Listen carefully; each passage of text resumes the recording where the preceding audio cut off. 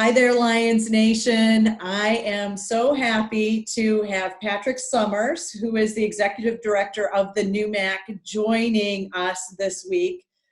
Patrick, for some of you, you have seen him. He was at soccer last year and has visited with our SAC in the past and with our coaches. He was a D3 tennis player, so shout out to all of our tennis student athletes. But he was also a student athlete within the NEWMAC. So it's always great whenever I get a chance to connect with you, Patrick. Love having you here. Love your backdrop.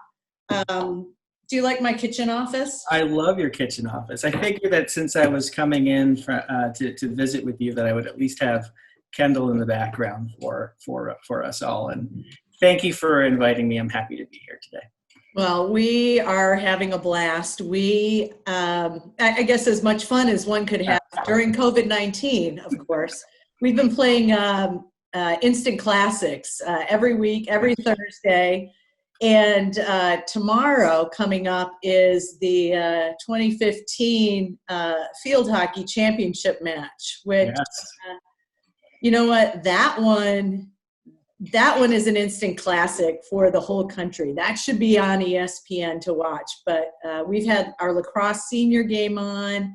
We're going to have soccer on next week. So, you know, just reliving some of the glory days and reminding us why we are so proud to be a part of NEWMAC. So I did get a chance to watch the senior game. After you sent me some information on that, I decided that I'd have to take a peek. And I do remember the championship game that's going to be airing tomorrow. So I believe I was at that one, and it was fantastic. So how could you forget it? I think it just finished like an hour ago. I know, right? I mean, how much longer can a field hockey game go? It was fantastic. The environment, everything, the energy. It's always NEWMAC championships. It's amazing how competitive they are across the board. Anyone can win who makes it into the tournament, and you can't count out anybody. And they give it all, every sport. And that championship game, fifth seed, right? Correct, Mount Holyoke? Yeah. Oh yeah. Upset 1-2 on that one. So that's pretty awesome. I'll have to turn it on tomorrow and watch. Yeah, that is an awesome one. So, well, this past month has been, it's felt like a decade, and it's been a bit surreal. And while we've had our challenges, there have really been moments for me that have been extraordinary bright spots. I've been very proud of our institution. I've had great confidence in our coaches and my team, and frankly, just good feelings about humanity. Can you talk about what are some proud moments for you as the NEWMAC commissioner during this? I mean, during this time, you know, we end up having lots of phone calls, Zoom meetings about what decisions we're going to make. And I can tell you that from the presidents to the athletic administrators to the coaches, you know, the singular focus, you said it earlier, is like, it's about the safety and well-being of the student athletes. And we just didn't waver from that. How do we best support them? How do we continue to support them after we ended up having to go to distance? And how do we provide them opportunities, you know, to complete their education? And I think it's been great to see that, you know, and then the compassion behind the winter sports student athletes who didn't get to finish their seasons, and how we try to honor them, you know, and try to remember them and let them know we're thinking about you, you know. And I think, to me, that's just it's an amazing part of NEWMAC Division III, that we just care about each other that much. And then we did the same thing for the spring student athletes, you know, trying to honor our seniors who didn't get to finish their seasons. And trying to acknowledge that this isn't the norm, and this isn't easy for any of them. So, but the NEWMAC comes together during crisis every single time. You know, our diversity could be our greatest challenge, but it's our greatest strength. Our presidents, directors, coaches, they all believe in our philosophy and core values, and they showed it in the decisions that we've made. And, you know, we continue to put good work toward trying to find solutions moving forward. And I'll just throw one anecdote out there that I thought was really great. Our softball coach, and I know Mount Holyoke doesn't have softball, But they wanted to make sure that we established some parameters regarding recruiting prospective student athletes, and they threw these concepts and ideas out. And it turned into a policy review by the NCAA, which allowed for PSAs to join virtual recruiting, so we could continue to reach out to them. And it's just, they did this together, and again, it speaks volumes about the NEWMAC for me. So, yeah. So our student athletes and recruits are eager to learn more about what to expect for their seasons next year. It's on all of our minds. of course. I know you don't have a crystal ball. If you do, please, Yeah, I'll let you know. But you've been highly involved in talks at the national level about the many different scenarios that we could be facing. Could you talk about some of those processes that you have been involved with to discuss the concerns presented by this pandemic? Yeah, I think what's important to know is that from the NCAA to the conference office to the regional commissioners as well, so all of the New England commissioners, to all of the commissioners nationally and institutions in our membership, there's just been ongoing nonstop communication. So I want the student athletes to know we are tirelessly working towards solutions and trying to figure out how can we play, and if so, what does it look like? So from my perspective, from a national meeting schedule-wise, I do have an opportunity to meet with the Division III governance staff. So it's our Vice President, Dan Dutcher, Managing Director, Louise McCleary, and then his additional staff members from championships, membership, AMA, and membership committee, and things like that. And what we're trying to do is to understand the parameters under which we would return. What does it mean? How do we get there? And so for everyone to know, the number one priority for everyone is it has to be a public health safety issue first, and that we're going to be relying on a lot of the state and local decisions to help gauge what we can and can't do in terms of return to play. But with that said, we're thinking of those scenarios of what does the season look like if it's shorter than, if you can't get back and have a regular preseason? Can we condense the season? Can we condense the tournament? The NCAA will be, I'm not saying they are at this point, but I'm sure they will be entertaining concepts for their tournament and how to possibly delay the start of the tournament, if at all possible, if the time allows for it, and changing their format as well. So I don't think anything's off the table right now, but the conversations are being had at the right levels to consider how do we come back and play. And I hope the student athletes understand that we all want to come back. We all want to have you back on campus. First of all, and this is for the parents, be safe first. We want everybody to be safe and healthy in order to get us back there. But, we have to make sure public health wise, it's okay, we're cleared. Institutions then are going to have to make the decisions. When are they prepared to open? And there'll be new rules, right? So whether we want them to be or not, new health policies are going to be in place for everyone. And we need to make sure we're okay with adopting those and implementing those things to make sure that when we do play again, everybody's is going to be safe. So I get to meet with the national office every now and then. It's usually every 2 weeks or so through various committees that I'm on. The commissioners, so the 44 Division III commissioners in the country, we meet every other week as well. So we're sharing best practices, what's happening, in different regions. It's hard because it's a state-by-state thing. It's also a region-by-region thing. And we're just comparing and sharing things at this point. But everybody that I talk to, everybody wants us to return.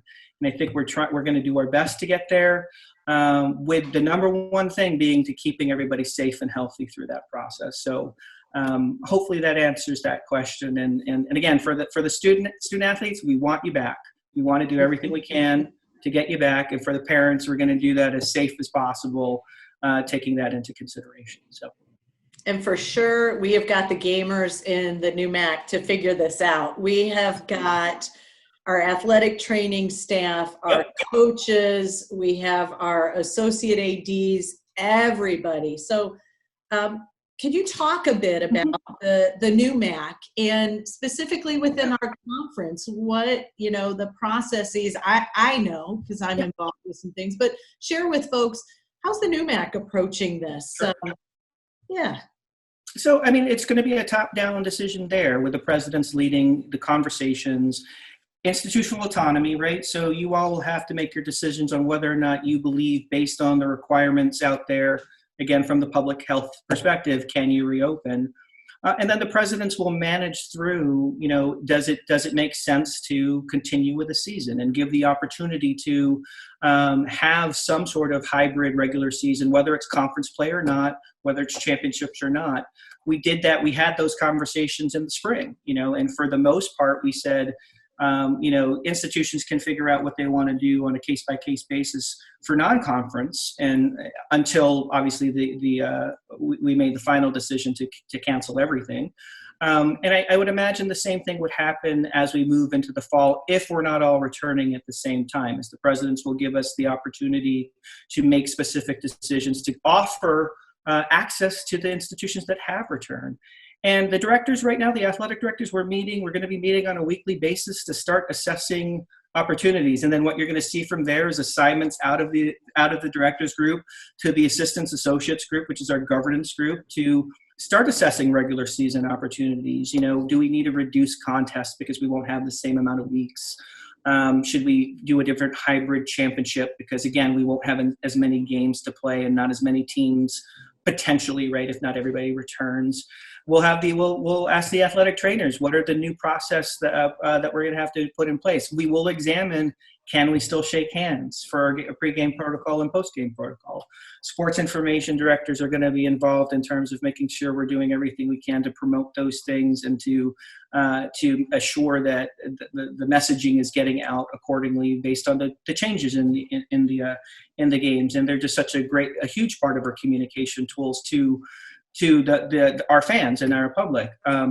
You know, the compliance officers, huge job. If you don't know your compliance officer very well, thank them when you get to see Erica next, because all of our compliance officers, they're handling the waivers, the changes to the policies that the NCAA is implementing to address the flexibility that's necessary due to COVID. So we're going to have all these individual committees doing some work to make sure that when it does happen, we can come back to play. All of those things are in place to ensure that student athletes are in the best possible place to get there. But the structure for NEWMAC is solid. The leadership is amazing. The coaches are already talking in terms of making sure that if they can get involved and assist in any way, they will. We have the best coaches as well. Again, intent number one being safety for the student athletes, but we all want you back. We all want to see you on the fields or in the pool or on the courts or on the track, you know, all of those different places. And we're gonna go through that. And that's the typical process for the NEWMAC. We look for the direction and the okay from the presidents, and then we get to work and we involve the right key constituent groups to help us in their areas of focus. And we'll go there. And if I forgot, the facilities people are going to have to let us know, what does that look like?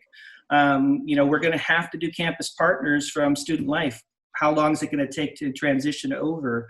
You know, so I know I'm missing people, so I apologize. Strength and conditioning are going to have to come up with the policies that we need in order to get students back to shape and safe to play, acclimatization, all of those things.